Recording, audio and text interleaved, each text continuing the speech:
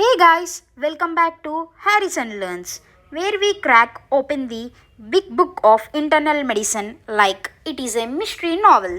Today we are tackling leprosy, aka Hansen's disease, which is caused by a sneaky bacterium. Let's dive in. Etiology. Leprosy starts with Mycobacterium leprae. Think of it as tuberculosis cousin that's super picky. Here is a breakdown. It is an obligate intracellular parasite. It must live inside host cells, can't survive solo outside. And it is acid fast staining rod shaped bacteria. Basically, it stains red under Zeal Nielsen dye, classic for mycobacteria.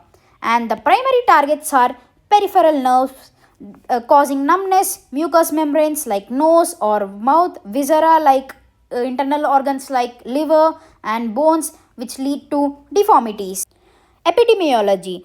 How it spreads. Transmission is sneaky but not super aggressive.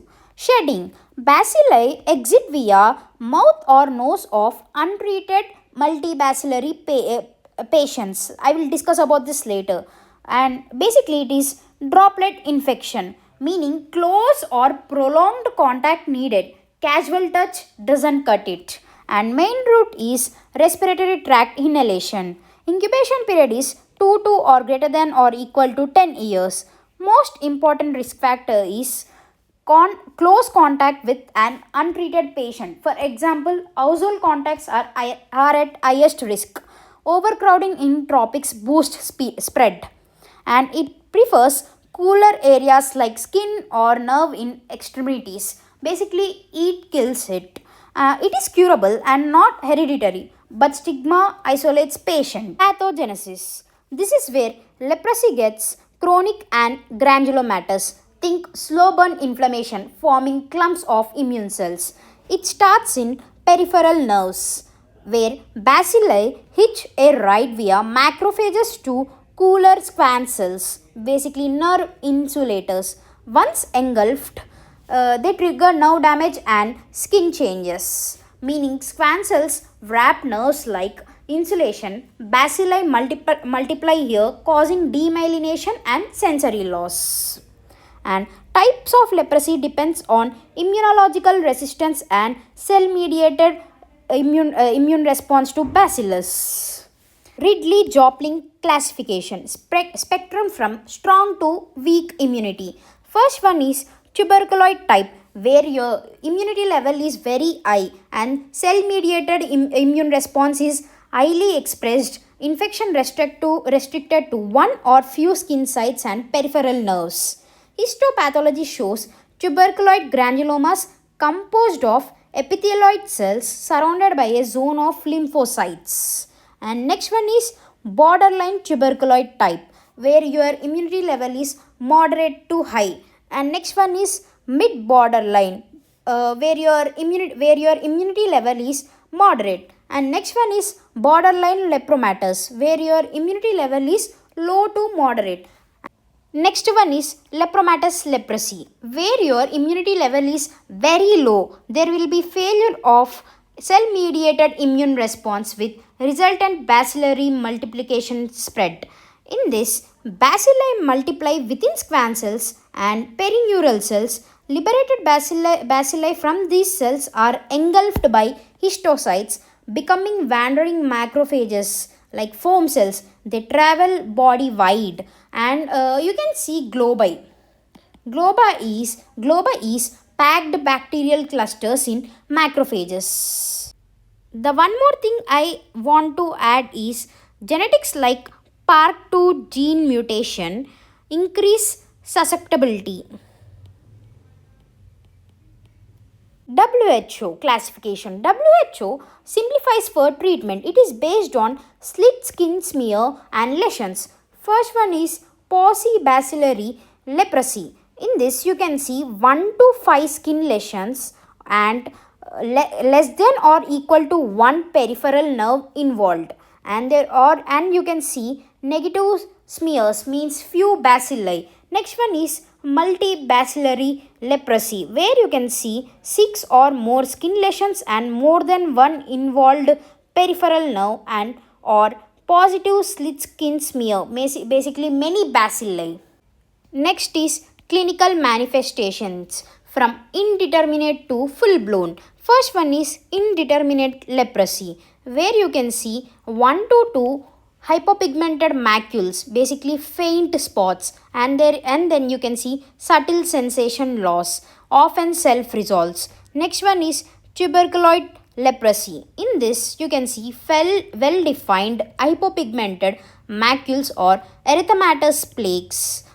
They are numb to touch and temperature due to superficial cutaneous nerve destruction. So there will be complete anesthesia.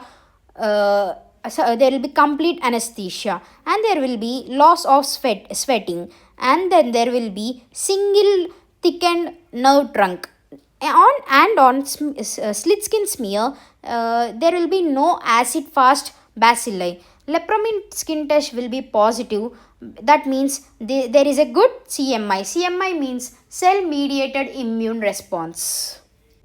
Next is borderline tuberculoid leprosy. In this you can see 3 to 9 asymmetric lesions. There will be milder sensation loss than TT, and then you can see multiple peripheral nerves enlarged asymmetrically. On smear you can see low bacillary index. Next one is mid borderline leprosy. In this you can see bilateral skin lesions and minimal loss of sensation. Lepramin test will be negative, and on skin smear it shows moderate number of acid fast bacilli. Basically borderline types are unstable. They can improve or worsen. Next one is borderline lepromatous leprosy. In this you can see bilateral skin lesions, no loss of sensation, widespread thickening of skin lesions. Lepramin test will be negative, and on skin smear you can see rising bacterial index. Next one is lepromatous leprosy. In this you can see innumerable bilateral symmetrically distributed hypopigmented skin lesion. There will be no loss of sensation. There will be bilateral earlobe thickening and eyebrow loss. You can see lion face, means they have gross skin folds. There will be involvement of peripheral nerve, but it occurs late and is bilateral and symmetrical.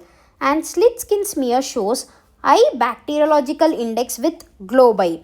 There will be saddle nose deformity, and later develops loss of smell sensation, and then there will be corneal anesthesia also. Next is leprosy reactions, the immune drama. Reactions are immune flare-ups before, during or after treatment. Manage fast to prevent damage. First one is type 1 leprosy reaction. It is delayed hypersensitivity reaction. In this you can see activated CD4 T lymphocytes. It is also known as reversal reaction. Skin lesions are characterized by acute swelling and redness. Nerves may be painful. Treatment is by steroids. Next one is type 2 leprosy reaction. It is also known as erythema nodosum leprosum. It is immune complex mediated. It is by type 3 hypersensitivity reaction. It occurs mostly during multidrug therapy. You can see evanescent skin lesions. The treatment is thalidomide. Next, Lucio's phenomenon. It is rare or severe in lepromatous leprosy. In this you can see painful hemorrhagic ulcers without nodules, and it can be fatal, and there will be tissue necrosis also.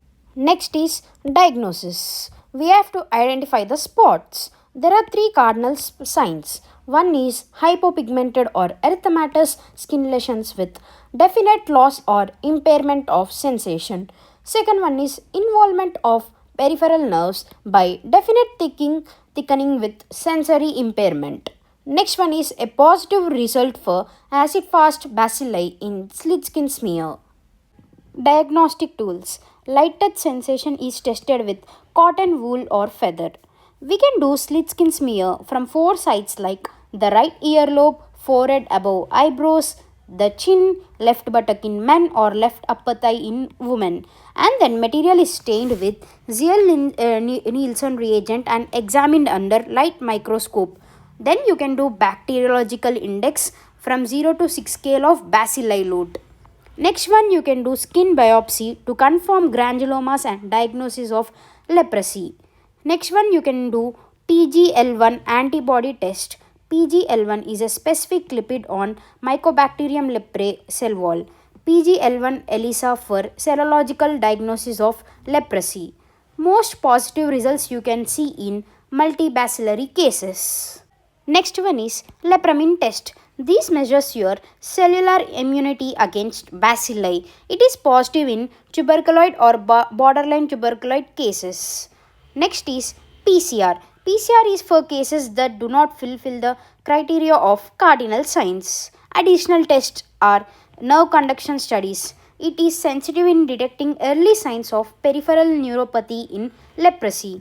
Next is ultrasound testing of nerves. This can detect your nerve enlargement.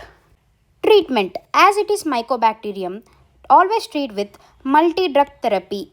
If it is paucibacillary leprosy, treat patient for 6 months with dapsone and rifampin. But if patient has multibacillary leprosy, treat the patient for 12 months with dapsone plus rifampin plus clofazimine. Rifampin resistance occur in very rare cases. Then you can continue with at least 2 second line drugs from clarithromycin, minocycline or quinolone plus combination with clofazimine for 6 months, then followed by clofazimine plus one of these second line drugs daily for additional 18 months. There you have it. Leprosy, from cool loving bacilli to multi-drug therapy. Remember, early treatment saves lives and limbs. Drop your questions below. Smash subscribe for more Harrison breakdown. Like and share the video. I will see you in the next one. Stay healthy.